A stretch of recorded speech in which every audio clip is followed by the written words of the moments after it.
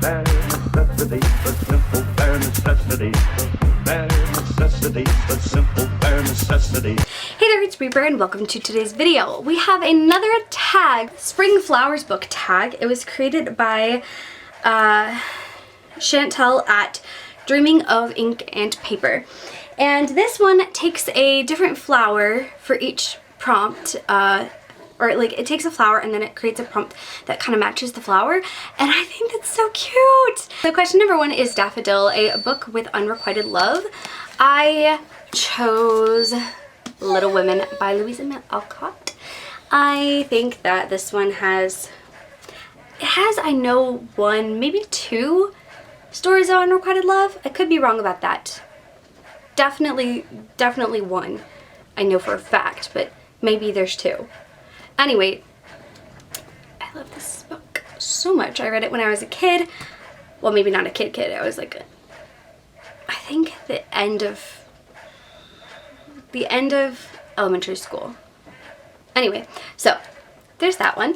I do want to give a quick shout out as well for Becoming Jane, which is basically a biography of Jane Austen, but she definitely experienced some unrequited love, so shout out to that. And also the speed up copy of it that I have, because I took this book around with me everywhere because I wanted to be a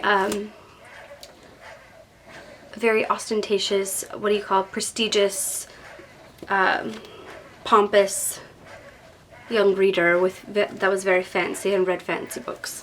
And I took it with me to the pool at my grandmother's house, and my beach towel after the pool really gave this one some love, so it's in state. Next question is Foxglove, a book you pretended to like. So I don't really have anything that particularly stands out to me for this, but I do have to say that I kind of believe that I told myself I liked this book more than I really did, just for the sake of being able to fulfill a prompt last year. And that is All the Bright Places by Jennifer Niven. I think I just convinced myself I liked it more than I really did. Lilac, a book with first love. It took me a minute to figure out one for this because I don't know of many books, and the one that I was thinking of I wasn't as huge of a fan of. But this one I haven't talked about in a long time. It's been a long time since I read it. I don't remember what my rating was when I originally read it, and I don't know what I would rate it now, but it is Everything Everything by Nicola Yoon. And I know that this has to be first love because she lives in a bubble. So it was like her first interaction with someone other than her mom or like her doctors. So it was definitely first love. Hyacinth, a book with a sad ending. I ended up pulling a book that I don't really like to think about the fact that it's like it has a sad ending, because like I don't cry, so it's kind of hard for me to remember what books end with sadness. But I know that this one is sad because it's narrated by death, so everyone knows going into it that it's going to have sad elements to it, or it's going to have sad parts and probably have a sad ending as well because it's narrated by death itself. So The Book Thief by Marcus Zusak, if you didn't guess it already. A Peony, a book that made you feel embarrassed. Okay, so I don't get embarrassed per se, but there are some book covers that are not cute. And while I haven't read this book yet, taking it up to the register because I'm buying it for a specific video thing,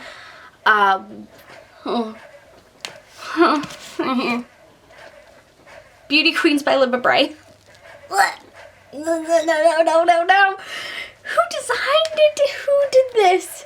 Who did this to us? I just feel like it was a choice that did not need to be made. But I wanted to read the book. I want to read Libba Bray books, and I want to read that one in particular because I feel like it was talked about, but I never heard anybody actually thought about it, and it just seems like a very it feels like a book that is probably not going to have withstood the test of time. So I kind of really want to read it just because I want to see like how cringy it is.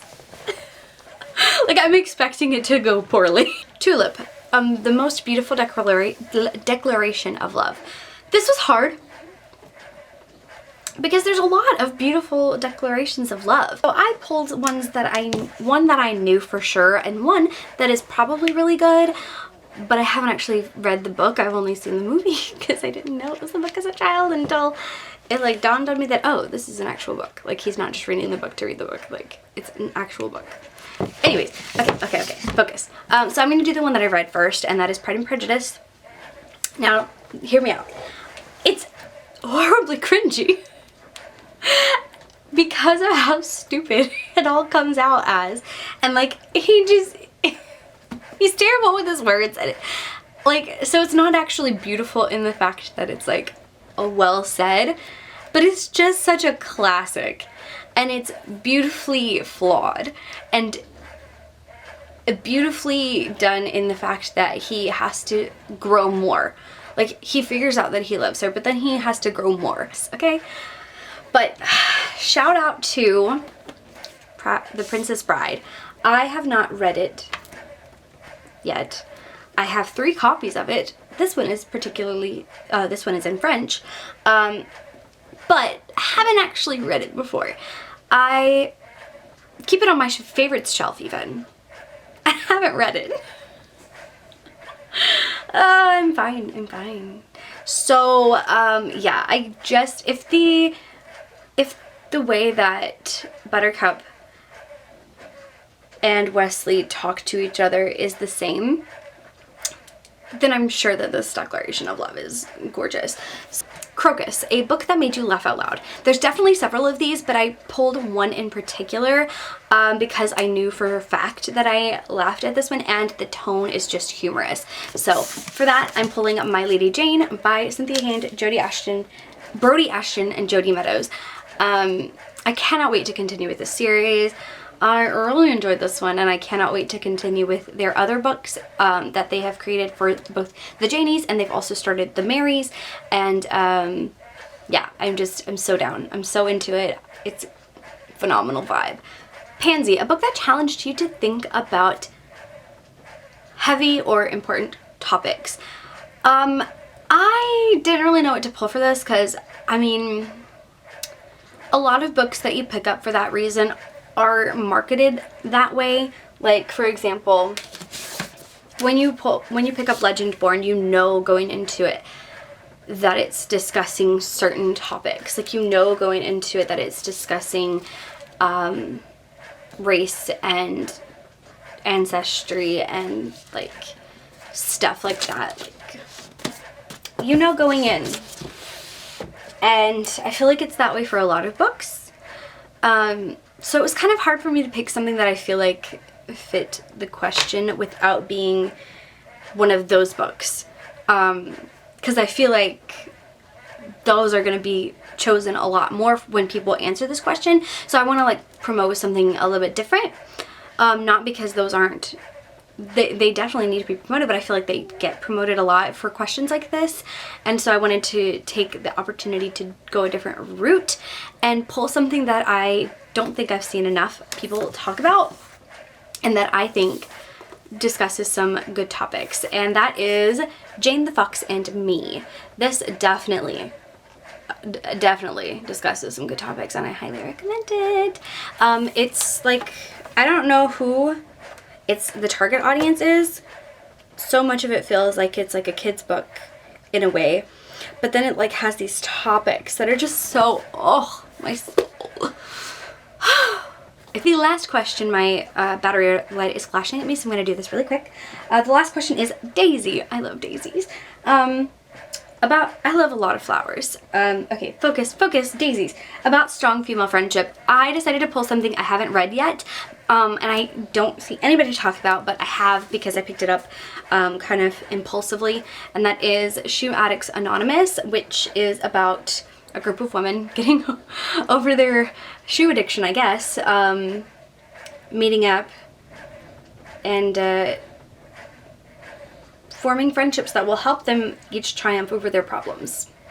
Thank you guys so much for watching. I hope you have a great rest of your day or night, whatever time it is for you. Make sure you hit the subscribe button and join the Bear Scouts and the notification bell so that you'll be notified every time I post a new video, but most importantly so that I can see you again very soon. Peace out, Bear Scouts. The your worries and your stress. I mean it, bare necessities. That's why a bear can rest at ease with just the bare necessities of life. Yeah, with just the bare necessities of life. Yeah, man.